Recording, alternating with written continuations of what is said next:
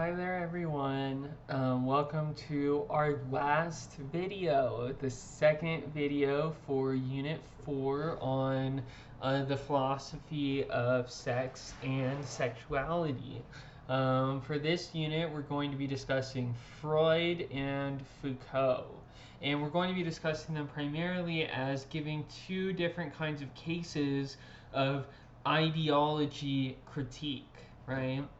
So in the previous video, we analyzed Leslie Feinberg's sort of activist, politically motivated speech, right? And in many ways that resembles much of what we've read so far, very similar, as I pointed out, to Socrates and the Phaedo, right? But also Martin Luther King's letter from a Birmingham jail, right? At this point, we are becoming somewhat accustomed to, this sort of lecture or activist, speech as sort of means of awakening us to philosophical insight. That's been a lot of the material that we've covered for this class, right? And so I think in many ways it's easy to see how that's philosophy, right? The material that we're going to be reading for today is a little bit less obvious. Even though I think that Sigmund Freud and Michel Foucault, the two authors that we're going to be discussing this week, are frequently cited and their work is discussed in philosophical literature, there is a tendency to say, for one reason or another, that their work is not philosophy, right? It's not philosophy, it's psychology, or it's not philosophy, it's history, right? And similar people will make arguments, say, about the Dogen, that it's not philosophy for some reason, that it's too religious or something like that. Or they will say that Martin Luther King isn't really philosophy, right? That it's somehow too activist or something like that to really genuinely count as philosophy. I hope to have kind of shown why, from my perspective, I don't believe in any of that, right? To me, like, if you were going to say that Martin Luther King's letter is too activist-centered or something like that to genuinely count as philosophy, well, then the apology doesn't count, right? Because what is that other than, something that is kind of activist-oriented, right? In any case, that's just to say that, I would totally understand if you started reading this stuff, right? And you're like, how does this relate to my intro to philosophy class, right? That is totally a forgivable reaction to this material. My hope is that this video can help clarify sort of like why I picked these texts and why I think that they're philosophically interesting and important, and can help us sort of bring out some additional dimensions of the Feinberg that we read in the last video. And I also think this is important because we're in an intro to philosophy class, and many of you will go on to, like, not a philosophy department, right? Go on to do various other things, right? But nonetheless, like, what you're doing can still be extremely philosophically interesting, right? I will probably be interested in reading it, right?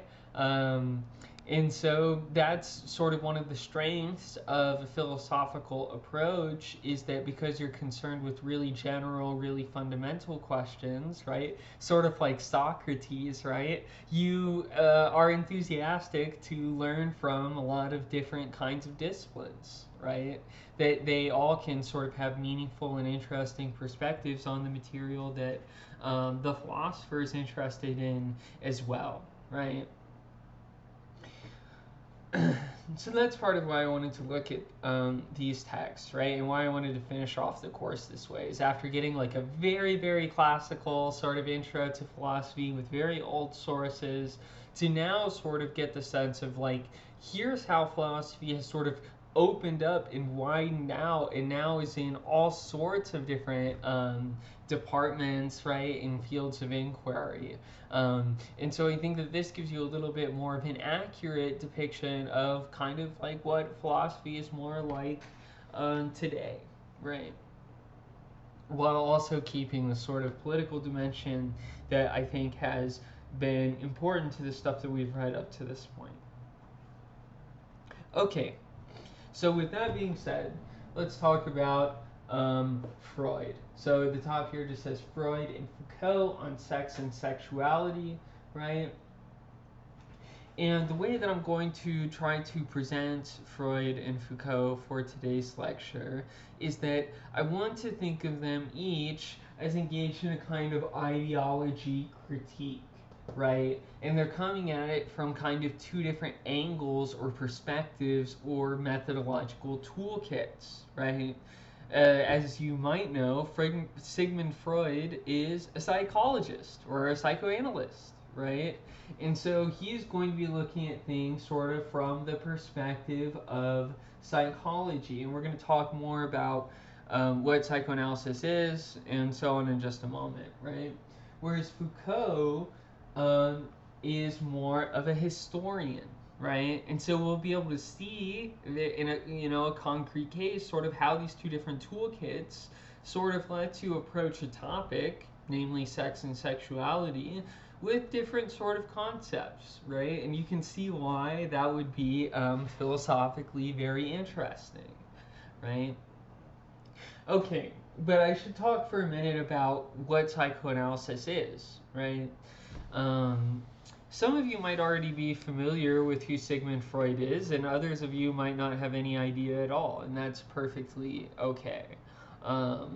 Sigmund Freud was a psychologist, more specifically psychoanalyst, in the early 20th century, right? He sort of came up with all of these theories about the nature of the human psyche, right? As well as a sort of therapeutic practice for dealing with, mental conditions, right? And that specific sort of therapeutic technique is what Freud calls psychoanalysis, right? And the thing about psychoanalysis is that if you watch old cartoons, right, or you read The New Yorker or something like that, right, then that's sort of the last cultural thing where we still see psychoanalysis. So we're if you're like me and you watch really old cartoons or something like that, right, then a lot of the times it'll be someone laying on their back, just sort of blabbing, right, about their life, and then a patient's therapist sort of writing everything down and blah blah blah, right? And this sort of vision for what therapy is, right, is ultimately psychoanalytic, right? This idea that you just kind of sit there and say a bunch of stuff, right, and then the analyst listens to you and interprets it, and then in some way is going to kind of cure you of that, right? That's sort of the genuine thesis of what psychoanalysis is. Psychoanalysis is the talking cure, right? That's sort of how Freud and other figures would talk about it. Now, you might be asking, number one, how does that work, right? How do you solve mental illnesses through this sort of exchange, right, where the patient is talking and the therapist listens, right? What is the basis for thinking that that's going to cure mental illness or something like that, right? Well, Freud's sort of fundamental hypothesis is essentially that there are sort of at least two different domains of your psychic life, right? There is what he calls your manifest consciousness, so that's the stuff of which you are directly aware, right? And then underneath that manifest consciousness is a latent consciousness, right? And so these are things that you only have a sort of indirect or unconscious awareness of, right?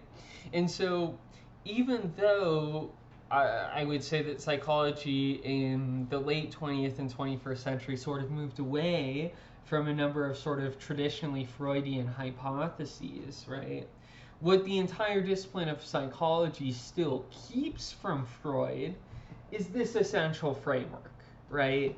The essential framework where you make a distinction between like manifest conscious awareness and unconscious awareness, right? This thesis that there is something in the human psyche called the unconscious is ultimately a Freudian theory, right?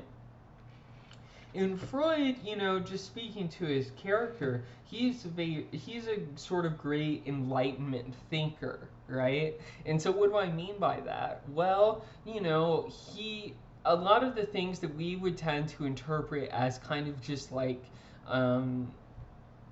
essentially like white noise, like static or something like that, unimportant to our psychic lives. Freud wanted to read as being actually very, very important, right? So an example is dreams, right? Sigmund Freud's first major work, where he introduced psychoanalysis as a method, psychoanalysis was introduced as a means for interpreting dreams, right?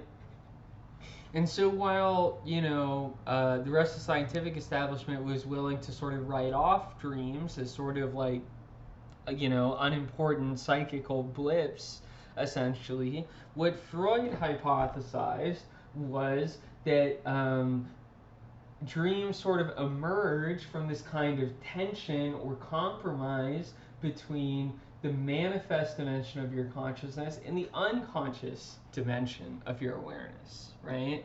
And so this is why, Freud thinks that we have a propensity to want to interpret the meaning of our dreams, right? Is because it's sort of like this manifest dimension of your awareness becomes in contact with this unconscious dimension of awareness, right? And so the central concept that Freud sort of uses in his own psychoanalytic method is that of repression, right? And so the idea is that the unconscious dimension of our awareness is that dimension of our awareness that we have to repress, right? And so the reason why stuff moves into the background, right, is because Freud hypothesizes, sort of on an evolutionary basis, that in order to survive, right, we have to push certain kinds of anxieties, certain kinds of, uncomfortableness, right, to essentially the back of our, mental closet, so to speak, right? And what Freud thinks, essentially, is that the stuff that we repress back there, ultimately, it sort of sticks there, right? And that it can have an effect whereby, you fall into sort of nervous pathologies, right? Because you have repressed so much of this psychical material. There's so much of your life that you have to repress, that you can't become aware of, that you have to like kind of run around in a nervous state all the time, right? This is the sort of big picture basics, right, of some aspects of Freud's theory. Now, what some people are going to say, I think, and there is some dimension of truth to this, is they will say that Freudian psychoanalysis is a pseudoscience, right? And what they mean by that is that, in the later 20th century and now into the 21st century, we want to try to base our psychological theories on the brain, right? And so we want to have neuroscience as being essentially sort of the basis for our psychology, right? The idea is that if we can locate all of the, psychical phenomena to its neural correlates in the brain, then we can have a material basis for everything that we're saying, right? Now, there are certain kinds of limitations to that as like a theory of mind in an approach to understanding human behavior, right? But I would also just point out that Freud actually at the time was very interested in the sciences of the brain, right? And he actually thought that, increasing developments in neurology and so on would eventually vindicate him, right? They would sort of give the, material correlates for the psychical stuff that he was talking about, right? So Freud thought that you could prove all the stuff that he was saying by looking at how the brain functions, right? How various, different centers of the brain's activity, interact with one another and cooperate in order to produce our behavior, right? And so in the same way that Freud would talk about parts of the psyche, right? Now I think we would talk about centers of the brain. And so I think that there's a tendency to want to be really dismissive about Freud and be really dismissive about early scientific endeavors, right? Which, they are, of course, limited, right? This is science that took place in the early 20th century. But I don't think that means that we can throw the baby out with the bathwater, right? And so Freud's idea is just that essentially if you talk long enough and you have somebody that knows the code, right, essentially of the unconscious, that the analyst could then interpret everything that you're saying, your manifest consciousness, and see the unconscious hang-ups that are happening underneath it, right? And then presumably go about helping you resolve that, right? And so that's kind of what psychoanalysis is. And so the text that we read, the first essay of Freud's 3 essays on sexuality, on sexual aberrations, right? Freud's method here is just kind of determine what is repressed in our sex, right? And what he means by that is determine what is repressed in our very conception of sexuality. So what remains unconscious, right? What remains sort of the unconscious material that is not fully come to light in our own approach to sex and sexuality. And obviously that is a very charged topic, right? And so as a result, it's going to produce a great deal of repression, right? And we're going to be kind of turned around on ourselves, if the Freudian theory is true. And Freud's central objective in this essay is to undo a particular and pernicious myth about sex, which is that sort of the guiding aim or orientation of all sexual behavior, right, is like the ultimate goal of it all, right, is biological reproduction, right? And this is what he outlines in the beginning of the text, right? He says, we imagine that there's something like a genital drive, right, a need to release sexual tension in the same way that there is a need to eat, right? And, traditionally, sexology, science, and medicine has thought about this as sort of the two symmetrical halves of nature, right? Man and woman, right? Coming together for the purposes of, ordinary biological reproduction, right? Okay, so that is the manifest text, right? That's our manifest consciousness. That's what we say to ourselves about our sex, right? From the Freudian perspective. But then Freud is just going to point out very obvious things about our sexuality that sort of don't really cohere at all with this central myth of sex, right? So, I mean, the first thing really that Freud does is Freud points out what he calls the existence of inverts. I've written inversion here, right? So we did not always have a concept like homosexuality, right? We did not always have a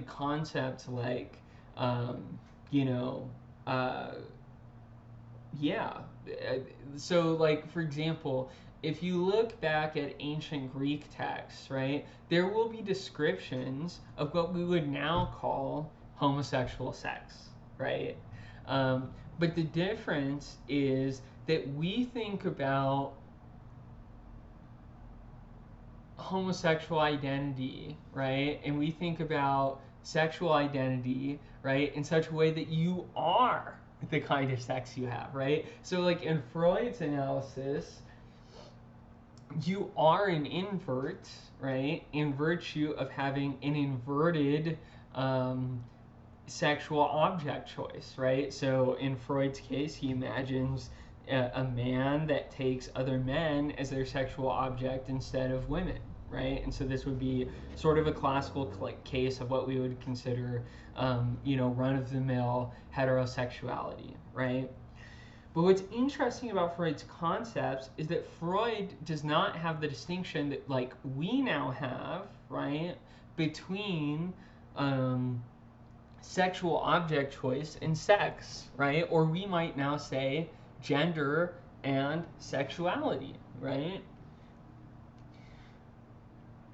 At this stage, sex is understood as involving a number of sort of characteristics held in common, right? So, some of them are chromosomal, right? Genetic. Some of them are related to development of genitals, right? Some of them are related to sexual objects, right? But Freud's point, his effort in dispelling this myth about the perfect symmetry between man and women in nature or something like that, right, is pointing out that in the actual cases of sex and in the actual cases of people who have sex, that this is an extreme minority, right? Like most instances where even heterosexual people have sex are not aimed at producing a child, right? And even in the case where you produce a child, that's not usually the animating impetus for the sex, right? I think that if you get beyond sort of the typical narratives that we tell ourselves, right? Even if you are like the most heterosexual person ever, right? Then your aim, right, the list of sexual partners, people that you're attracted to, is not determined strictly by the possibility of biological reproduction, right? Infertile people have sex, right? Infertile straight people have sex, right? Straight people have sex that is not, immediately genital, right? Or exclusively genital, right? And so given the wide diversity of sexual practices, even in the normal case, right? Even in the normal case of cisgender, heterosexual, sexual reproduction, it is in only extreme and exceptional cases that it is exclusively aimed, towards biological reproduction, and instead becomes socialized in various kinds of ways, right? There are social and, sort of conditions, psychological conditions under which you can really engage in sexual intercourse, right? And so in pointing to the fact that, people that are not straight, right, exist, and in pointing that even in most straight sex is abnormal in the sense that the aim of the sexual encounter is not to produce children, right, to produce biological children, Freud is pointing out that the aim of sexual acts, right, does not belong to biological reproduction. The object of our sexual interest, right, is not centrally governed by biological reproduction, right? And moreover, the picture of humanity that's sort of involved with biological reproduction, right? Namely, this sort of idea of men and women as being two sort of symmetrical halves, right? Freud says this too is a myth, right? From Freud's perspective, human beings are constitutionally bisexual, right?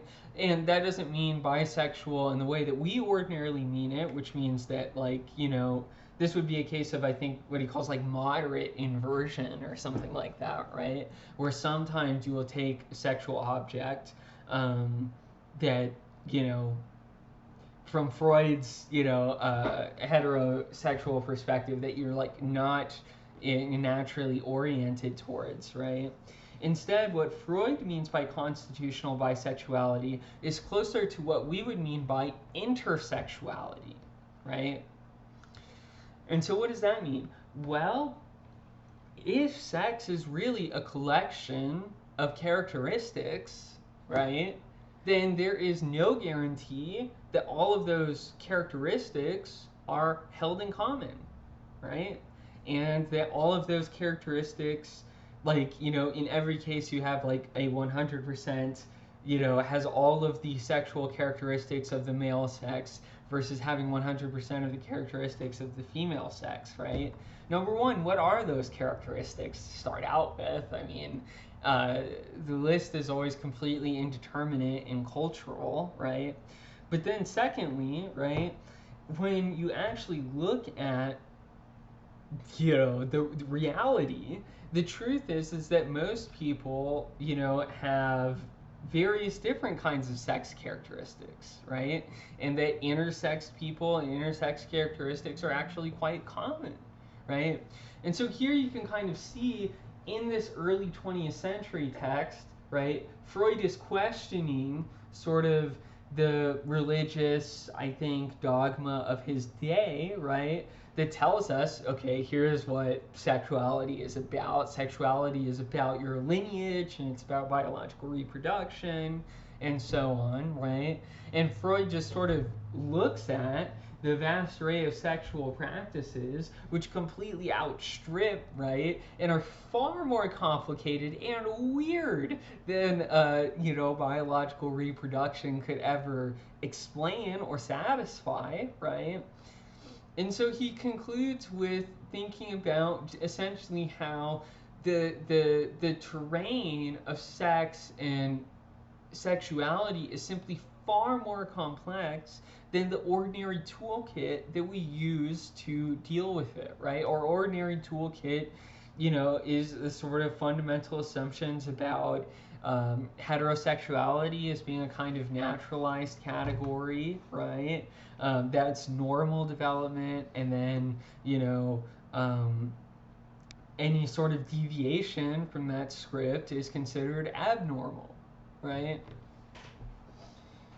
And so I think that this text is really interesting for kind of showing us how psychological categories, psychological kinds of thinking can really produce a very interesting perspective on sex and sexuality, right? Give us a very different point of view.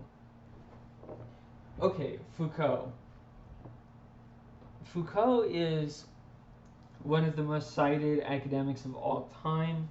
If you end up working in a humanities or a social science, then you will probably end up dealing with Foucault's work in some way. It's very challenging, it's very difficult, but it's very rewarding. He's a very interesting thinker, and in my perspective, like a very interesting philosopher.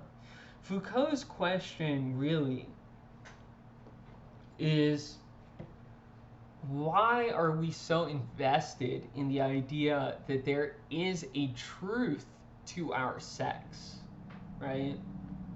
What does that mean, right? Well, consider the case of, intersex children, right? In the case where children demonstrate intersex characteristics, a lot of the times doctors, sometimes without consent of the parents, but definitely without the consent of the child, right, will engage in, genital procedures, right? And all on the idea that, like, there really belongs to this child, right, an answer to the question, male or female, right? And you can see how this sort of question really animates the Leslie Feinberg that we read together, right? The political regime that they faced is one that asks them to answer M or F, right? And similarly, when Foucault asks, why are we so invested in this idea that there's a truth to our sexuality, right? Is then also to ask the question, why are we so invested in these regimes that are based on repressing, right, or controlling or dictating to us in various ways that we have to be one category or the other, right? And so Foucault wants to raise the question, is repression the best concept to understand sex and sexuality, right? You can see that Freud uses the concept of repression, and insofar as he thinks about sexuality and he thinks about oppression of sexuality, right? He thinks about the repression of various kinds of sexual practices, right? So, the things that we want, that we have to deny that we want, so that we can continue to live in the world, right?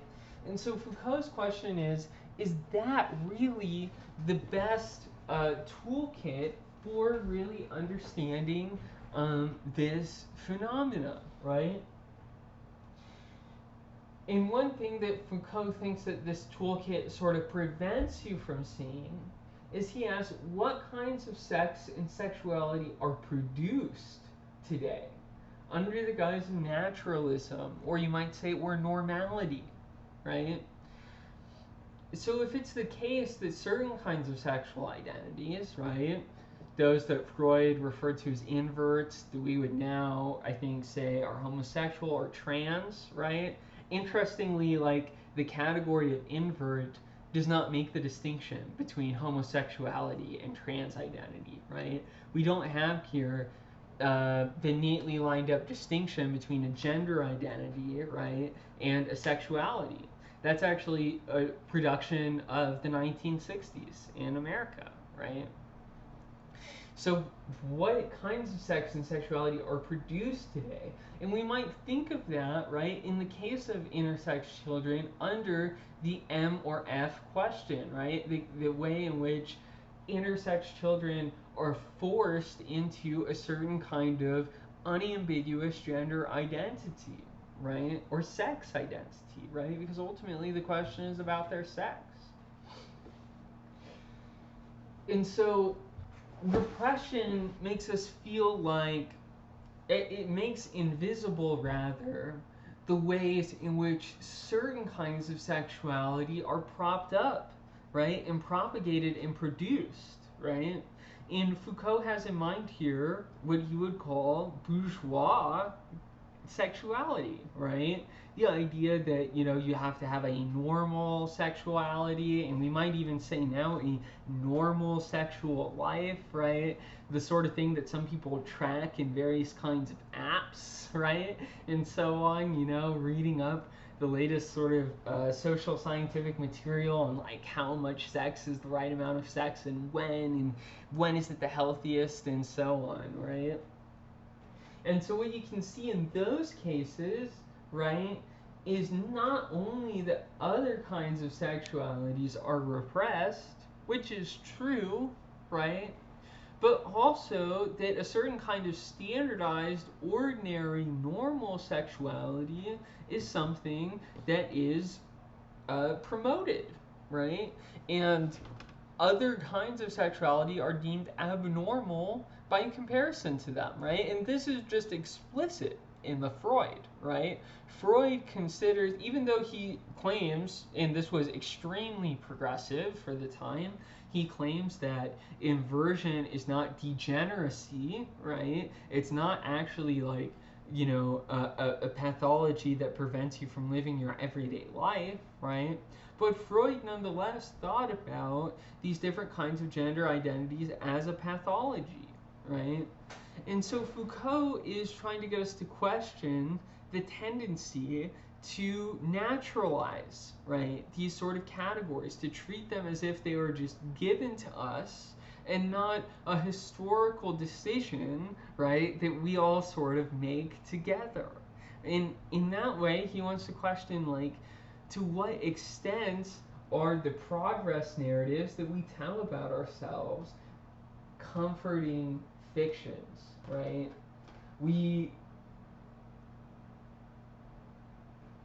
One of the central questions of Foucault's research is, like, in what way is our sexuality incited or demanded today, right? And the reason why Foucault asks this sort of question is because he wants to point out the way in which normalized identities, right, there is sort of an obligation on some part, right, to act the part, right? And you can think about the Leslie Feinberg that we read together. Feinberg describes the case of attempting to get medical care, and because they do not fit into the M or the F category, right, their doctor doesn't treat them, right? They're excluded from the, from the care that's supposed to be provided to them by the hospital, right? And so it's like, then being having a normal sexuality, a normal sex, then becomes the precondition for receiving medical care, right? And so Foucault in many ways wants to assist Freud in, unearthing these illusions that we tell ourselves about sex and sexuality.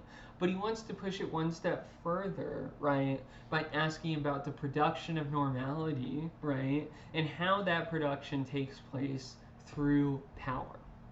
Okay, that is, sort of a brief, I think, description of the Foucault material that we read together, but I think that that's just going to be how it has to be. I don't want this video to run too extra long, especially considering that this is your last week. I would like to take a moment to very sincerely thank everyone in the class for your participation this summer. This is actually my first time teaching 101 and my first time teaching a summer class. But you all did such an amazing job in your reading responses and in the synchronous meetings that have been happening each week that I feel really, really positive about the course and about how things have gone. So I really deeply appreciate that, and I appreciate the hard work that you all are putting into the end of this semester. There will be an announcement that contains information about the final, as well as other sort of administrative stuff, but I just wanted to say thank you because I really do appreciate the ability to do philosophy with you all. And you've given me a lot of food for thought over this summer, and I hope that you all will consider taking more philosophy classes in the future. Thanks so much. I hope that you have a great rest of the week as well as the rest of the summer, and we'll stay in touch as you're doing finals and all that. Okay, bye.